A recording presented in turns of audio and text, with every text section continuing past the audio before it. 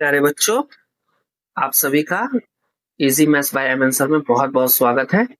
पिछली क्लास में हमने रियल नंबर के यानी वास्तविक संख्या के सभी 1 से 4 तक हमने जो उदाहरण देख लिए थे। आज हम प्रश्नावली 1.1 यानी 1.1 करेंगे। बहुत इंपॉर्टेंट है ये चैप्टर। चलिए स्टार्ट करते हैं। 1.1 का प्रश्नावली 1.1। इसमें प्रश्न क्या कह रहा है? निम्नलिखित संख्याओं को अभाज्य गुणनखंड के गुणनफल के रूप में व्यक्त कीजिए। अब इसमें एक शब्द है अभाज्य गुणनखंड। ये शब्द नहीं, कंसेप्ट है, अवधारणा है। चलिए आइए उनको समझते हैं, ये होता क्या है। चलिए प्यारे बच्चों, देखो अभाज्य गुणनखंड का मतलब होता है, हमने पिछली कक्षा में पढ़ा था कि मान लीजिए कि कोई संख्या है भाज्य संख्या, वो संख्या है 10। 10 एक भाज्य संख्या है। क्या हम इसका अभाज्य गुणनखंड बना सकते हैं? यानी 10 2 गुना 5, 2 पंचे क्या हो गया 10। तो ये क्या हो गया 10 का अभाज्य गुणनखंड, क्योंकि अभाज्य संख्या 2 और 5 है। आपको पता है कि अभाज्य संख्या क्या होती है? अभाज्य संख्या का मतलब होता है कि जो या तो खुद के पहाड़े में है या एक के पहाड़े में है, यानी जो एक से विभाजित हो या खुद से विभाजित हो। जैसे मान लीजिए 2 है, 2 या तो एक के पहाड़े में आएगा या तो खुद के पहाड़े में आएगा। उसी तरह से मान लीजिए 3 भी एक के पहाड़े में है और खुद के पहाड़े 3 के पहाड़े में आता है, यानी एक से विभाजित होता है या 3 से विभाजित होता है, पूरी तरह से विभाजित हो जाएगा। 5 भी ऐसा ही है, उसके बाद 7 भी ऐसा ही है ना। उसके बाद क्या 9 हो सकता है? नहीं, 9 बिल्कुल भी नहीं होगा। क्यों? 9 एक के पारे में आता है, 3 के पारे में आता है और 9 के पारे में आता है, तो यानी इनके गुणनखंड 2 से ज्यादा हो गए। और इसमें देखिए सभी गुणनखंड क्या है? 2 ही है, तो यानी ये सभी संख्या अभाज्य संख्या होती है। अब प्यारे बच्चों ये बताओ, क्या 13 अभाज्य संख्या होगी? सोचो, क्या 13 एक अभाज्य संख्या होगी? सोचना है आपको। तो बिल्कुल भी हाँ, अभाज्य संख्या है, बिल्कुल अभाज्य संख्या है। कैसे? ये एक के पारे में आता है और 13 के पारे में आता है। उसी तरह से ये बताओ, क्या 15 होगा? नहीं, 15 नहीं होगा। क्यों नहीं होगा 15? क्योंकि आपको पता है प्यारे बच्चों कि 15 जो है उनके जो गुणनखंड है वो 1, 3, 5 और 15। अब ये देखो, क्या ये अभाज्य संख्या है? बिल्कुल भी नहीं है, क्योंकि इनके गुणनखंड 2 से ज्यादा है और इन सभी के गुणनखंड केवल 2 है। तो उम्मीद है कि आपको अभाज्य संख्या क्या हो गई, अभाज्य संख्या समझ में आ गई होगी। अब ये देखो, जो 10 है, 10 का अभाज्य गुणनखंड क्या है ना, 2 और 5, यही संख्या लेनी है। अभाज्य गुणनखंड जब भी करना हो तो इन्हीं संख्या को लेना है। 13 लेना है, 17 है, 19 है, फिर उसके बाद 23 है ना, 23, 29, ये सभी नंबर लेना है जब भी अभाज्य गुणनखंड करेंगे। अब मान लीजिए एक संख्या है 15, 15 का अभाज्य गुणनखंड करो, तो आप क्या करोगे? एक 3 लोगे, दूसरा 5 लोगे, 3 बचे कितना हो जाएगा? 15 हो जाएगा। अब अगर मैंने एक भाज्य संख्या लिया 20 और मैंने कहा कि 20 का भाज्य गुणनखंड करो, तो आप क्या करोगे? आप एक संख्या लोगे 2, दूसरी संख्या भी लोगे 5, फिर 2, 5 दूनी 10 दूनी 20, है ना। तो 2 का स्क्वायर और 5, तो ये अभाज्य गुणनखंड हो गया। तो उम्मीद है कि आपको अभाज्य गुणनखंड क्या होता है समझ में आ गया होगा। चलिए अब हम प्रश्न हल करते हैं। एक प्रश्न देखते हैं और वो प्रश्न है आपका कि पहला पार्ट है, प्रश्न 1 का पहला पार्ट है कि आपको 140 का अभाज्य गुणनखंड करना है। किसका? 140 का अभाज्य गुणनखंड करना है। ठीक है प्यारे बच्चों, अब 140 का अभाज्य गुणनखंड कैसे करेंगे बताओ? तो देखो, करने का तरीका है बहुत आसान है। आप 140 लीजिए और उसका गुणनखंड इस तरह से करेंगे। ठीक है, मान लीजिए 2 के पारे में 14 आता है। हाँ आता है। कितने नंबर पे आता है? 7, 2 सत्ते 14। फिर क्या हम इसको 10 से कैंसिल कर लेंगे? बिल्कुल नहीं, 10 एक भाज्य संख्या, फिर वापस 2 ही लेंगे। क्यों? 2 एक अभाज्य संख्या है। अभी देखिए 7 आता है नहीं, उससे कम क्या आता है? 6। कितने नंबर पे? 3 नंबर पे, तो 2 3 6, एक इसको दे देंगे, 2 पंचे 10। अब कौन सी अभाज्य संख्या लेंगे बताओ? 35 को काटने में 5 लेंगे, 5 सत्ते 35, फिर दूसरी कौन सी संख्या लेंगे? 7, 7 एकम 7। तो 140 का अभाज्य गुणनखंड क्या हो गया? तो 140 का अभाज्य गुणनखंड हो गया 2 गुना 2 गुना 5 गुना 7। उम्मीद है प्यारे बच्चों आपको समझ में आ गया होगा 140 का अभाज्य गुणनखंड। अब हमें दूसरा प्रश्न करना है और दूसरा पार्ट करना है। पहले प्रश्न का दूसरा पार्ट है और वो है 156 का अभाज्य गुणनखंड करो। तो 156 का आप भी ट्राई करो, वीडियो को पॉज करके आप खुद से ट्राई कर सकते हो। और कौन सी संख्या है? 156 है। चलिए देखते हैं 156 156 का, ये आपका दूसरा पार्ट है 156। तो क्या करेंगे, कैसे करेंगे, मान लीजिए आपको 156 लेना है, ठीक है, और इसका अभाज्य गुणनखंड करना है। तो लास्ट में 6 है तो 2 के पारे से 1 कैंसिल होगा। अब ये बताओ 2 के पारे में 15 आता है, नहीं, इससे कम क्या आता है, 14। कितने नंबर पे, 7। तो 2 सत्ते 14, एक इनको देंगे तो ये 16 बन जाएगा। तो 2 अट्ठे 16, फिर 2 ही लेंगे, क्यों, क्योंकि 8 है। जब यहाँ पे इकाई अंक आपका 2 0 2 4 6 8 हो तो 2 के पारे से ही ये विभाजित होगा। 2 तिया 6, 2 निम 18, 3 इक्यम 3, 3 तिया 9। अब वापस 13 लेंगे। और ये सभी संख्या कौन सी संख्या है, एक अभाज्य संख्या है, ठीक है। और 156 क्या है, एक भाज्य संख्या है। तो 156 का अभाज्य गुणनखंड क्या हो गया, 2 गुना 2 गुना 3 गुना 13। तो 156 का अभाज्य गुणनखंड आ गया। अब आप चाहो तो 2 को ऐसे भी लिख सकते हो, 2 का स्क्वायर, क्योंकि 2 2 बार है, और इंटू 3 इंटू 13। तो ये आपका आ गया अभाज्य गुणनखंड। ठीक है प्यारे बच्चों, आपको समझ में आ गया। चलिए, अगर आपको समझ में आ गया होगा तो तीसरा पार्ट आप खुद ट्राई करो। तीसरा पार्ट क्या है आपका, कोशिश करो, आपको दिख रहा होगा 3825, है ना, यानी 3825। तीसरा पार्ट है आपका 3825। तो देखिए तीसरा पार्ट हम देखते हैं।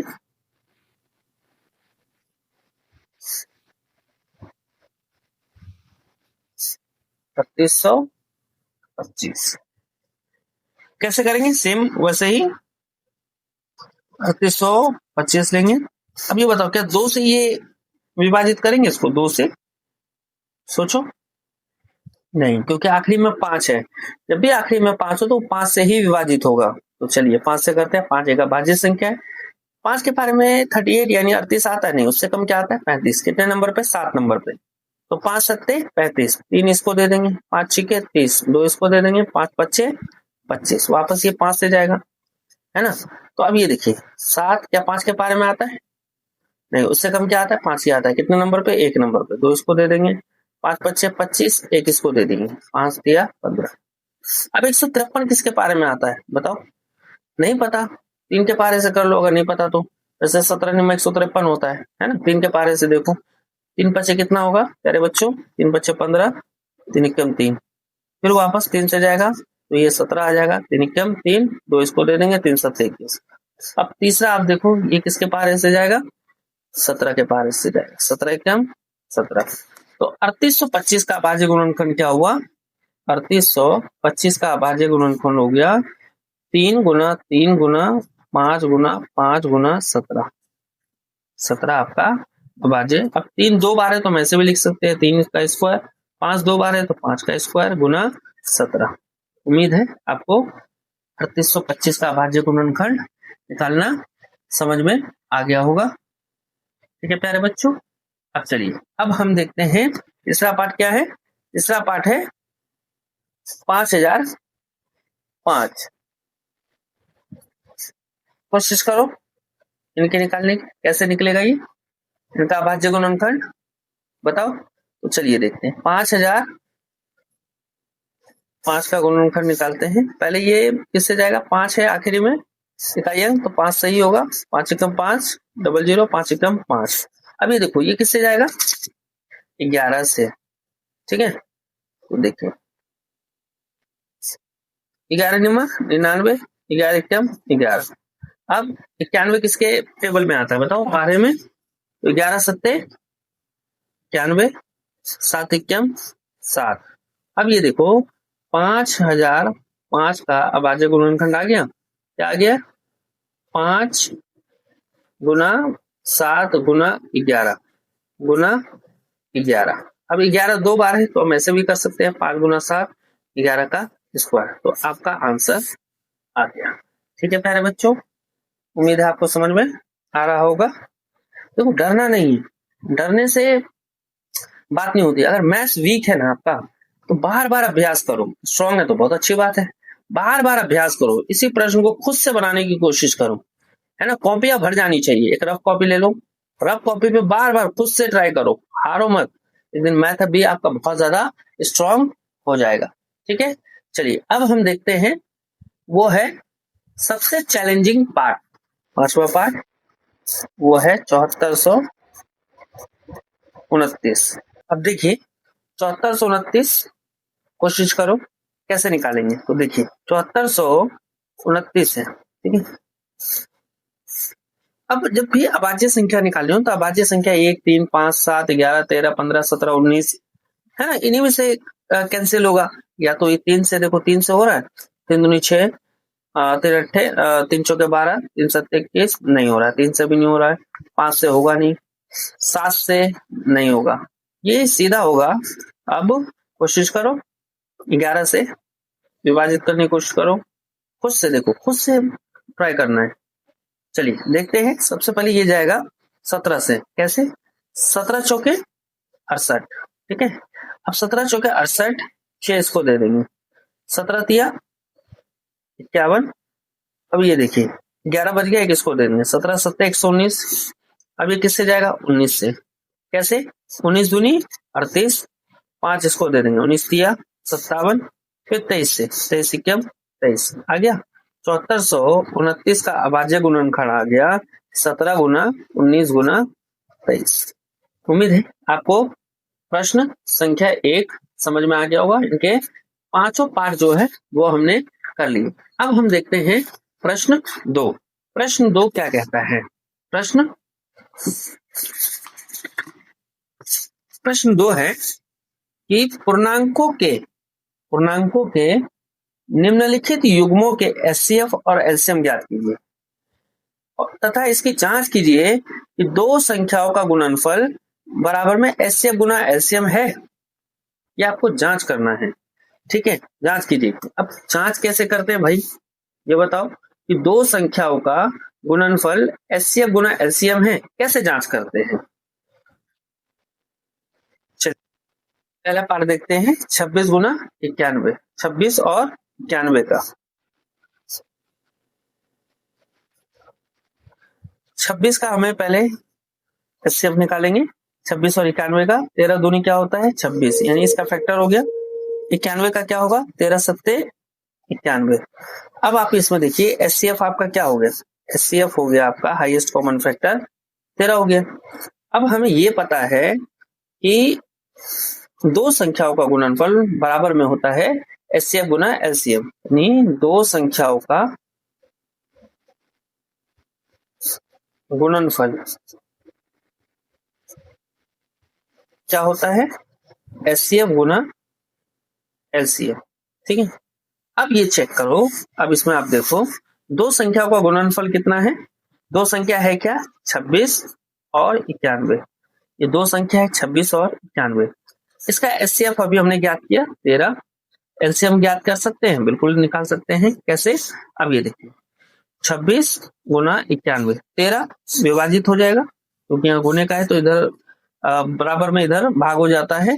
एलसीएम 13 सत्ते 91। अब इसको गुना करिए, 6 सत्ते 42, 4 7 दूनी 14, 14 और 4 कितना हुआ? 18। यानी एलसीएम आपका क्या हो गया? 182। अब आपको क्या करना है? अब आपको करना है जांच। अब आपको क्या करना है? जांच। तो देखिए दो संख्याओं का गुणनफल एचसीएफ गुना एलसीएम होता है। अब हमें क्या करनी है प्यारे बच्चों?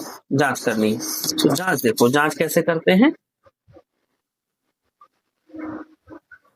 अभी हमने ये सीखा कि दो संख्याओं का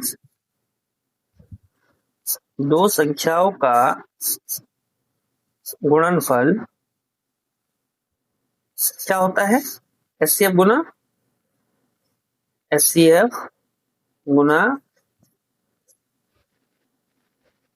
एलसीएम होता है, ठीक है। अब ये देखो दो संख्या क्या है? 26 और 91। 26 गुना 91 और एचसीएफ हमारा कितना आया है बताओ? एचसीएफ हमारा कितना आया है? 13 और एलसीएम हमारा कितना आया है? 182 आया है ना, पीछे आप देख लो। अब आप देखो इन दोनों नंबर को गुना करो, 26 और 91 को गुना करो। 6 एकम 6, 6 नीम 54, 2 एकम 2, 9 दूनी 18, 6 4 2 6, 8 5 13, 1 2 2366। अब इसको गुना करो 182 को 13 से, 13 दूनी 26, 2 13 अट्ठे बताओ तेरह अट्ठे कितना होता है, तेरह अट्ठे 104 और 2 106, फिर 10 हो गया, तेरह एकदम 13 और 10 कितना हो जाएगा 23। क्या दोनों संख्या बराबर हो गई? तो हमने जांच कर लिया, बिल्कुल दो संख्या का गुणनफल एचसीएफ गुना क्या होता है, एलसीएम होता है। उम्मीद है आपको समझ में आ गया होगा। ज्यादातर लोग यहीं तक करके छोड़ देते हैं, बिल्कुल नहीं, प्रश्न में ध्यान से पढ़ो कि उसमें लिखा हुआ है जांच कीजिए, तो ये भी आपको स्टेप करके दिखाना होगा। चलिए दूसरा पार्ट देखेंगे 510 और 92 का। दूसरा पार्ट क्या देखेंगे, 510 और 92 का एचसीएफ और एलसीएम ज्ञात करना है। ठीक है प्यारे बच्चों, अब 510 है तो 510 का पहले हम एचसीएफ निकालेंगे, तो इनका फैक्टर निकाल लेते हैं। 51 गुना 10 लिख सकते हैं हम इसको, बिल्कुल लिख सकते हैं, इसको इससे गुना करोगे यही आ जाएगा। अब ये देखो 17 तिया 51, 5 दूनी 10, आ गया फैक्टर, बिल्कुल आ गया। अब 92 का फैक्टर निकालो, 92 का फैक्टर क्या होगा, तो ये देखो 92 को अगर आप चाहो तो भाग करो, है ना, तो 2 चौके 8, 2 छिके 12, ठीक है। अब उसके बाद 2 दूनी 4, 2 तिया 6, 23 एकम 23, हम लिख सकते हैं 92 बराबर 2 गुना 23। अब प्यारे बच्चों इसमें देखो क्या कॉमन आ रहा है, बताओ, इसमें 2 कॉमन आ रहा है ना, 2 ही कॉमन आ रहा है, बाकी और कुछ भी कॉमन नहीं आ रहा है। यानी 510 और 92 का एचसीएफ होगा, एचसीएफ कितना होगा प्यारे बच्चों, एचसीएफ होगा हमारा हाईएस्ट कॉमन फैक्टर, वो होगा 2। चलिए अब हम एलसीएम निकालते हैं। अब क्या निकालते हैं, एलसीएम। एलसीएम कैसे निकालते हैं, दो संख्याओं का गुणनफल, दो संख्याओं का गुणनफल बराबर होता है एचसीएफ गुना एलसीएम के, एचसीएफ गुना एलसीएम के बराबर होता है एलसीएम। ठीक है प्यारे बच्चों, अब ये देखो एचसीएफ क्या है हमारा, दो संख्या कौन सी है, 510 गुना 92।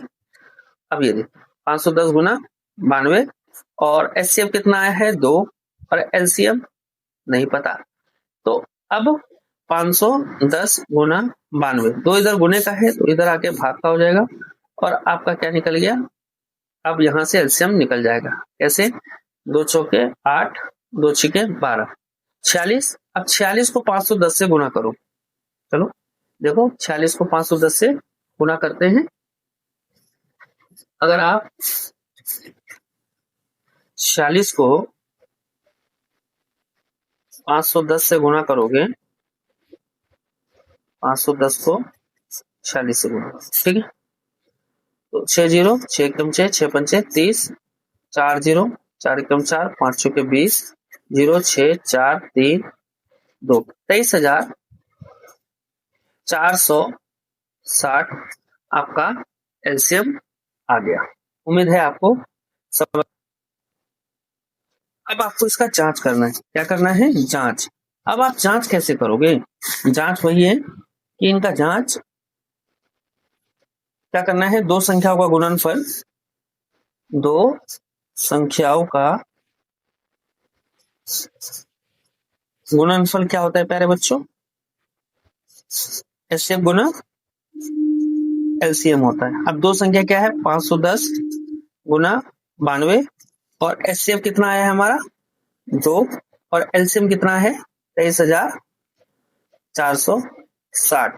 अब आप गुना करो इसको, 2 जीरो 0, 6 दूनी 12 1, 4 दूनी 8 1 9, 3 दूनी 6, 2 दूनी 4, 46,920। आप इसको भी गुना करोगे तो आपका आंसर आएगा 46,920। अब तीसरा पार्ट देखते हैं 336 और 54 का, 336 और 54।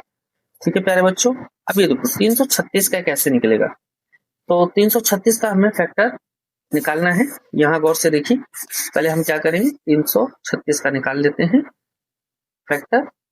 कैसे निकलेगा, लास्ट में 6 तो 2 के पारे से जाएगा, 2 एकम 2, 2 छिके 12, 2 अट्ठे 16, फिर 2 अट्ठे 16, 2 चौके 8, 2 चौके 8, 2 दूनी 4, 2 दूनी 4, 2 एकम 2, 3 सत्ते 21, 3 सत्ते 21 और 7 एकम 7। ठीक है, अब हम 54 का देखते हैं। इसका 54 का वेक्टर निकालना है। ठीक है प्यारे बच्चों, कैसे निकलेगा?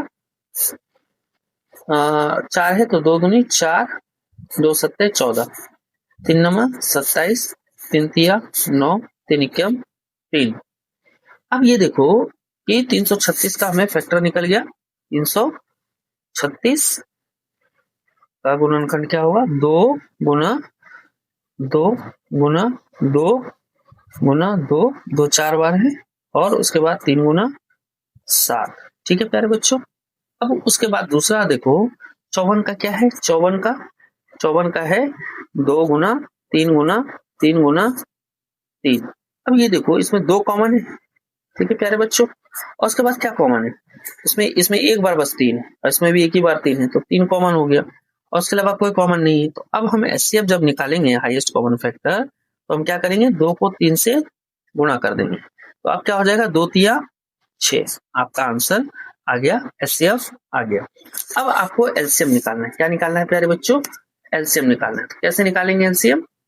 एचसीएफ 6 आ गया। अब हम क्या करेंगे? एलसीएम निकालेंगे। तो दो संख्याओं का गुणनफल क्या होता है?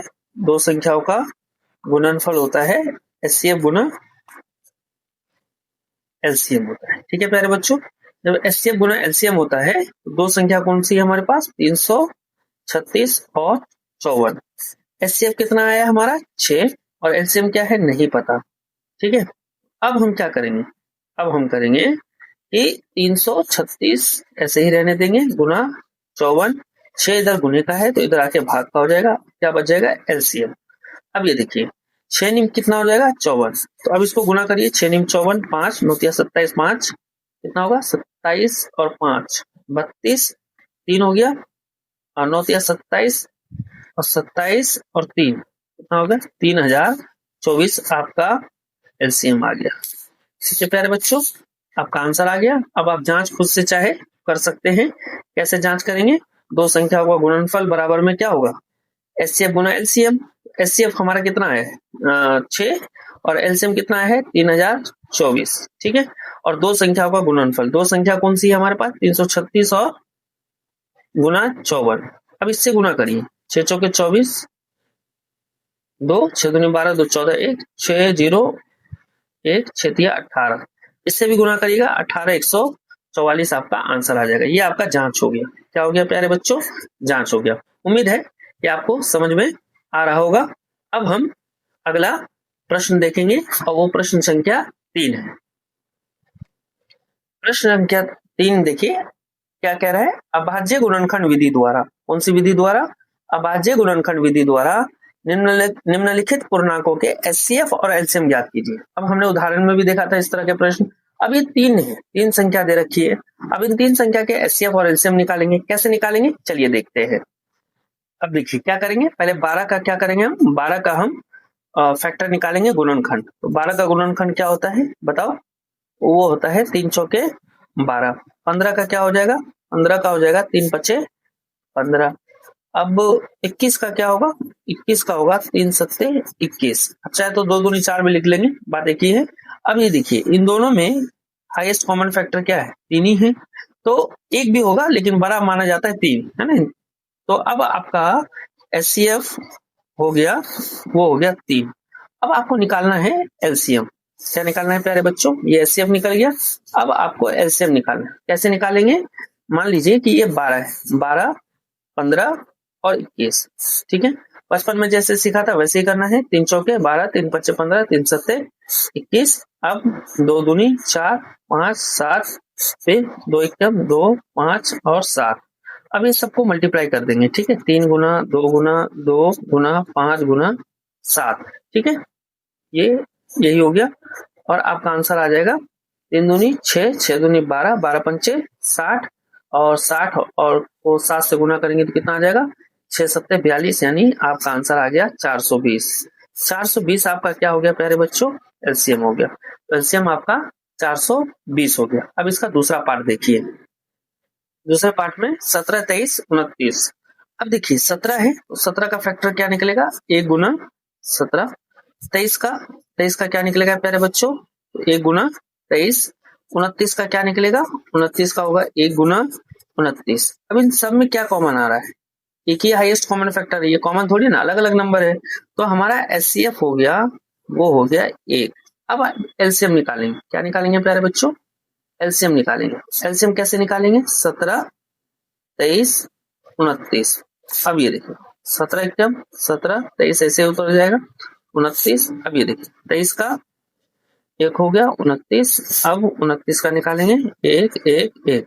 अब इन सबको मल्टीप्लाई कर देंगे, 17 गुना 23 गुना 29। ठीक है, जब आप मल्टीप्लाई करिएगा तो आपका आंसर आएगा, चलो मल्टीप्लाई करो, देखो क्या आ रहा है आपका आंसर,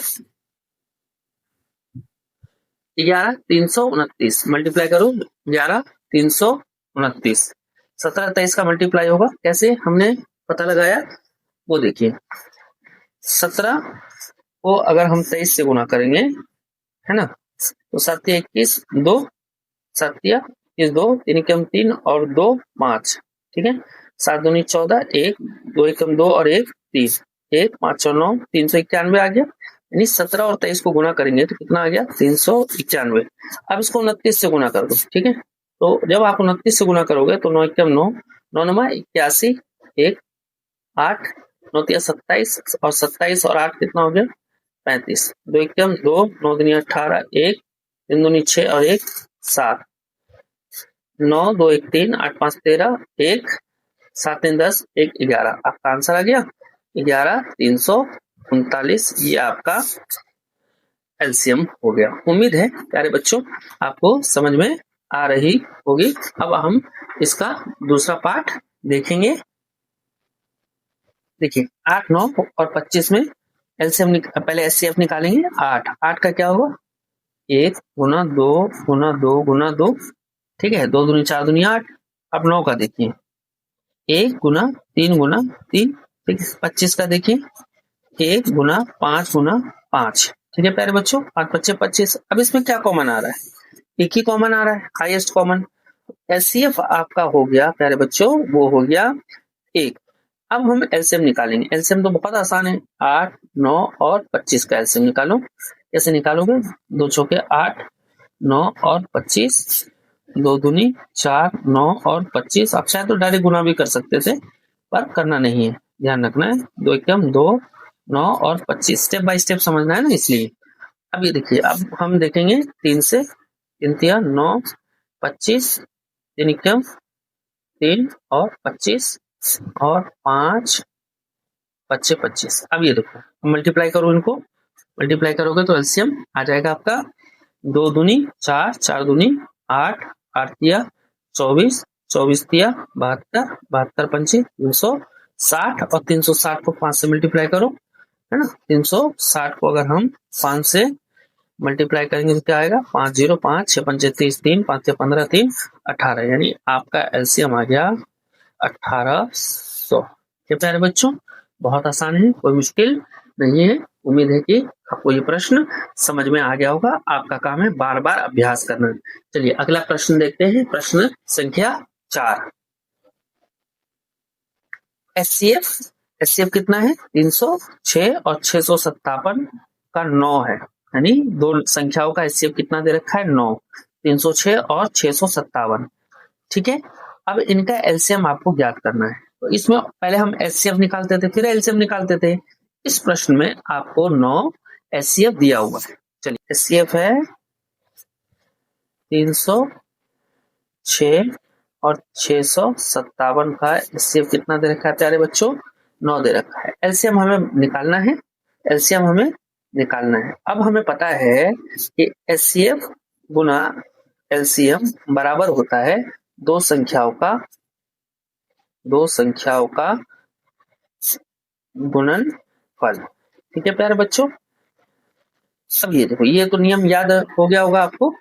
अब ये देखिए एचसीएफ हमें 9 दे रखा है, 9 गुना एलसीएम, दो संख्या कौन सी है, 306 और 657। अब ये देखिए एलसीएम बराबर हो जाएगा 306 गुना 657। अब ये 9 इधर गुने का था, इधर भाग हो गया। अब आप इसको कर सकते हैं, कैसे करेंगे? तो 9 तिया 27, 9 चौके 36, यानी अब आपको क्या करना है? 34, 657 को 34 से गुना करना है। 657 को 34 से गुना करना है। 657 को 34 से गुना करिए आप। 7 चौके 28, 2 5 चौके 20, 20 और 2 22, फिर 2 6 चौके 24, 24 और 2 26, ठीक है। 7 तिया 21, 2 5 तिया 15, 2 17, 1 6 तिया 18 और 1 19, 8 2 1 3 7 6 13, 1 9 2 11 1 12, फिर हासिल 1 और 1 कितना हो जाएगा? 2, यानी 22,338, 22,338 आपका आंसर आ गया। ये आपका एलसीएम है, ठीक है प्यारे बच्चों। तो हमने क्या कर लिया? हमने इनका एलसीएम भी निकाल लिया 22,338 और एचसीएफ 9 ऑलरेडी हमें दिया होगा। उम्मीद है कि आपको प्रश्न संख्या 4 समझ में आ गया होगा। अब प्रश्न संख्या 5 देखेंगे। जांच कीजिए कि क्या किसी प्राकृतिक संख्या n के लिए संख्या 6n अंक 0 पर समाप्त होगी। आपने उदाहरण पिछले वीडियो में उदाहरण देखा होगा, उस उदाहरण में भी इस तरह का प्रश्न था। उसमें इसमें 6n है, उसमें 4n था। बस उसी तरह से हल होगा जैसे आपने उदाहरण किया होता। देखो बच्चे, उदाहरण बेस होता है। अगर आप उदाहरण करोगे तो प्रश्नावली अपने आप हल हो जाएगी, ठीक है। फिर भी हम आपकी सुविधा के लिए प्रश्नावली करवा दे रहे हैं, ये आपको खुद से पढ़ना है। आप एग्जाम्पल सही से समझ पा रहे हो तो प्रश्नावली खुद कर लोगे। कंसेप्ट आपका मजबूत होना चाहिए। चलिए अब हम देखते हैं इनका हल। देखिए क्या है, ये 6n जो शून्य पर समाप्त होगी। यदि कोई संख्या शून्य पर समाप्त होती है तो शून्य पर समाप्त होती है। ध्यान रखना प्यारे बच्चों, अगर कोई भी संख्या शून्य पर समाप्त होती है तो वो हमेशा या तो 5 से विभाज्य होगा या 10 से विभाज्य होगा, या तो 5 से विभाज्य होगा या तो 10 से विभाज्य होगा। कैसे? मान लीजिए कोई नंबर है, वो है 10। अब 10 जो है शून्य पे समाप्त हो रही है, तो ये किससे विभाजित होगा? ये 10 से विभाजित होगा, यानी 10 को 10 से भाग करोगे कितना आ जाएगा? 1। या फिर 10 को 5 से विभाजित करोगे पूर्ण रूप से 2 विभाजित होगा। कोई और संख्या लेते हैं, मान लीजिए 100 है, शून्य पे समाप्त हो रही है, तो 10 से विभाजित हो गया, 10 से विभाजित करोगे 10 आ जाएगा, या अगर आप इसको 5 से विभाजित करोगे तो 20 आ जाएगा। तो यानी जो संख्या शून्य पे समाप्त होती है या वो तो 10 से विभाजित होगी या 5 से विभाजित होगी, ठीक है। अगर मान लीजिए कि 10 से विभाजित होती है प्यारे बच्चों, तो 10 का क्या होता है? 10 का अभाज्य गुणनखंड होता है 5 गुना 2, यानी जो संख्या शून्य पे विभाजित होगी या शून्य पर समाप्त होगी, जो संख्या शून्य पे समाप्त होगी वो 5 से विभाजित होगी ही होगी। अब आप अपने कंडीशन में देखिए क्या कह रहा है वो, 6n। अब यहाँ देखिए 6n को देखिए आप गौर से कि 6n n एक प्राकृतिक संख्या है, ठीक है। अब यहाँ पे आप 6 की पावर 2 ले लीजिए, 6 6 36 हो जाएगा। 6 की पावर 3 ले लीजिए, 6 6 36, 6 3 18 और 3 21, 216 हो गया। या कोई भी संख्या शून्य पर समाप्त हो रही है? नहीं हो रही है। अब अगर आप इसका गुणनखंड निकालेंगे 2 गुना 3 होगा, 36 का निकालेंगे तो 2 गुना 2 3 गुना 3 होगा। कैसे? 2 दूनी 4 तिया 12 तिया 36। ऐसे 216 का भी निकालेंगे आप, क्या होगा? 2 गुना 2 गुना 2, फिर उसके बाद 3 गुना 3 गुना 3 आ गया। कहीं पे भी आपको 5 दिख रहा है? आप कहोगे नहीं 5 नहीं दिख रहा है, इसका मतलब ये संख्या शून्य पर समाप्त नहीं होगी, शून्य पर समाप्त नहीं होगी। जब शून्य पर समाप्त नहीं होगी तो ऐसा करना असंभव है, ठीक है। तो अब एग्जाम में, परीक्षा में इस तरह के प्रश्न आते हैं तो आप कैसे हल करोगे? तो आप लिखोगे कि यदि कोई संख्या यदि कोई संख्या शून्य पर समाप्त होगी तो उनका भाजक क्या होगा? 10 होगा या 5 होगा। यदि भाजक 10 है ना, क्योंकि 10 बराबर क्या है? 10 का गुणनखंड है, 10 का अभाज्य गुणनखंड अभाज्य गुणनखंड हो गया, गुणनखंड,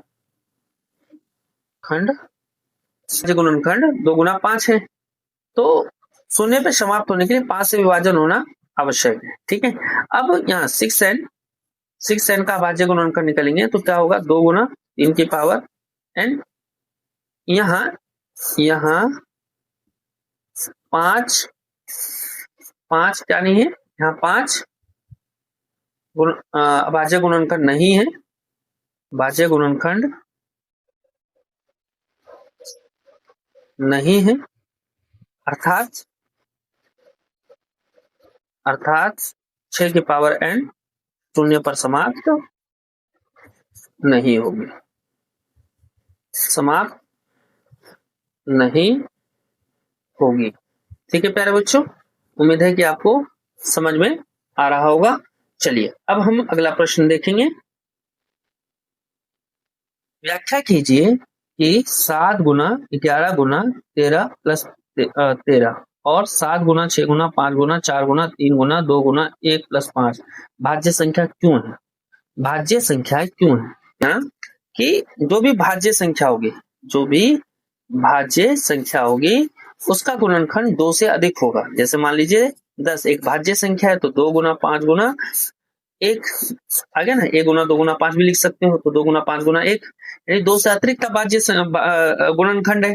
अब अगर आप 9 लेते हो तो 9 में भी हो जाएगा 1 3 9, लेकिन अगर आप 5 लेते हो तो इसका गुणनखंड केवल 2 ही होगा, 1 या 5। 7 लेते हो तो क्या होगा, 1 और 7, ये संख्या क्या हो जाएगी, ये संख्या भाज्य होगी और ये संख्या क्या हो जाएगी प्यारे बच्चों, भाज्य। अब इस प्रश्न में आपको कहा गया है, ठीक है, ये भाज्य क्यों है, तो यहां लिखिए कि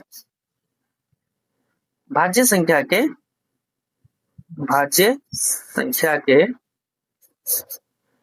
भाजक 2 से अधिक होते हैं, 2 से अतिरिक्त होते हैं। ठीक है, अतिरिक्त या अधिक लिख सकते हो, अतिरिक्त होते हैं। ठीक है प्यारे बच्चों, अब इसमें देखो, अब हम क्या करेंगे कि अब हमें भाजक 2 से अतिरिक्त दिखाना है। क्या करेंगे, 7 गुना 11, तो 7 गुना 11 गुना 13 प्लस 13, इनमें 13 कॉमन ले ले, 2 13 कॉमन है। तो अब ये देखिए, अब क्या होगा कि 7 गुना 11, तो अब 13 कॉमन हो गया तो अंदर क्या आ जाएगा, 7 11, अब 13 आ गया तो यहाँ क्या बच जाएगा बताओ, गुना 1, और जब ये 13 भी आ गया तो यहाँ पे क्या बच जाएगा, प्लस 1। अब प्यारे बच्चों ये देखो, 13 ब्रैकेट है, 11 सतह कितना हो जाएगा 77, और ये प्लस का 1, 13 गुना 77 और 1 78। ठीक है, अब ये देखिए कि 13 गुना 13 छक्के कितना होता है 78। तो अब यहाँ देखो कि कितने गुणनखंड हो गए, एक तो 1 होगा ही होगा, दूसरा 13 है ना, और तीसरा 6 है, तो यानी 2 से अतिरिक्त क्या होते हैं, भाजक होते हैं। और यहाँ पे कितने हो गए 3, 2 से अतिरिक्त हो गया, इसलिए 7 गुना 11 गुना 13 गुना 13 प्लस 13 क्या है, एक भाज्य संख्या है। चलिए अब इसमें देखिए, 7 गुना 6 गुना 5 गुना, ये भाज्य संख्या क्यों है, आप लिखोगे कि भाज्य संख्या में भाजक 2 से अतिरिक्त होते हैं। ये आप लाइन लिखिएगा, भाज्य संख्या में 2 से अतिरिक्त क्या होते हैं, अतिरिक्त भाजक होते हैं। ठीक है प्यारे बच्चों, भाजक होते हैं। अब यहाँ देखिए, इसमें क्या कॉमन लेंगे, यहाँ 5 है और ये 5 है, 5 2 बार है, 5 कॉमन ले लीजिए, अंदर क्या बचेगा 7 गुना 6, अब ये 5 यहाँ आ गया तो यहाँ 1 बच जाएगा, फिर 4, फिर 3, फिर 2, फिर ये प्लस 5 यहाँ आ गया था तो 1 हो जाएगा। अब ये देखिए 5 गुना, अब इसको गुना करिए, 6 7 42, 42 और 3 दूनी 6 चौके 24, तो 42 और 24 को आप गुना करोगे तो कितना आ जाएगा, 4 दूनी 8, 4 चौके 16, 2 दूनी 4, 4 दूनी 8, 8 6 4 10, 1 10 हो गया, तो आपका आ गया 1008। तो हम यहाँ लिख देंगे 1008 प्लस 1, 5 गुना 1009। अब आ गया एक और गुणनखंड है, इसके भी क्या है, 2 से अतिरिक्त हो गए, 1 2 3 गुणनखंड हो गए। तो उम्मीद है कि आपको ये प्रश्न समझ में आ गया होगा। अब 7वां प्रश्न देखते हैं। प्रश्न 7 है, किसी खेल के मैदान के चारों ओर एक वृत्ताकार पथ है। इस मैदान का एक चक्कर लगाने में सोनिया को 18 मिनट लगते हैं, जबकि इसी मैदान का एक चक्कर लगाने में रवि को 12 मिनट लगते हैं। मान लीजिए वे दोनों एक ही स्थान और एक ही समय पर चलना शुरू करते हैं या प्रारंभ करके एक ही दिशा में चलते हैं। कितने समय बाद वो दोबारा मिलेंगे उसी स्थान पर, है ना, मिलेंगे। देखिए कंसेप्ट समझना है आपको। कंसेप्ट क्या है? एक मैदान है,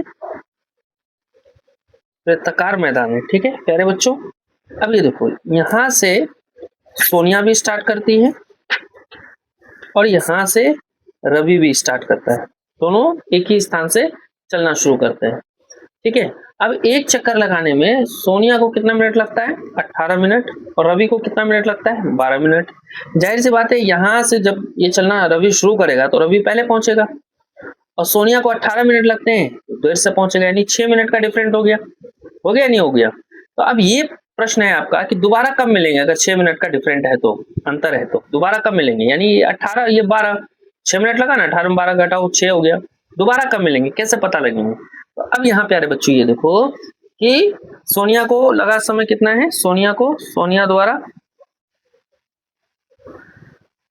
द्वारा लगा समय, मेरी राइटिंग का थोड़ा ध्यान रखना, है ना, मैं बोल देता हूं। वैसे समय कितना है? 18 मिनट, ठीक है। और रवि द्वारा लगा समय कितना है? वो है 12 मिनट, ठीक है प्यारे बच्चों। अब आपको क्या करना है? 18 और 12 का एलसीएम ले लेना है। 18 और 12 का आपको एलसीएम ले लेना है, ठीक है। अब ये देखिए, 2 निमा 18, 2 छिके 12, फिर 9, 2 तिया 6, 3 तिया 9, 3 एकम 3, 3 एकम 3। अब प्यारे बच्चों ये देखो कि 18 और 12 का एलसीएम की क्या होगा? वो होगा 2 दूनी 4 तिया 12 तिया 36, यानी 36 मिनट के बाद वापस ये दोनों मिलेंगे एक साथ इसी पॉइंट पे। 36 मिनट के बाद दोबारा मिलेंगे। उम्मीद है ये प्रश्नावली आपको समझ में आई होगी। हमने काफी विस्तार से डिटेल के साथ कंसेप्ट समझते हुए, ये भागे नहीं है, भागना मुझे आता ही नहीं है, मैं आराम आराम से धीरे धीरे एक एक कंसेप्ट को समझाता हूँ, एक एक पॉइंट को समझाता हूँ। मेरा मकसद है हिंदी मीडियम के वे बच्चे जो कमजोर अपने आप को महसूस करते हैं, मैथ्स से उनको डर लगता है, मेरा मकसद है उनको ही मैथ्स में आगे लाना, मुख्य धारा में लाना, मैथ्स से वो फाइट करना मेरा एक मकसद है, उद्देश्य है। उम्मीद है आपको ये समझ में आया होगा। अगला इसी चैप्टर का वास्तविक संख्या का अगला हम पहले प्रमेय करेंगे, फिर एग्जाम्पल करेंगे, फिर प्रश्नावली करेंगे, ठीक है बच्चों।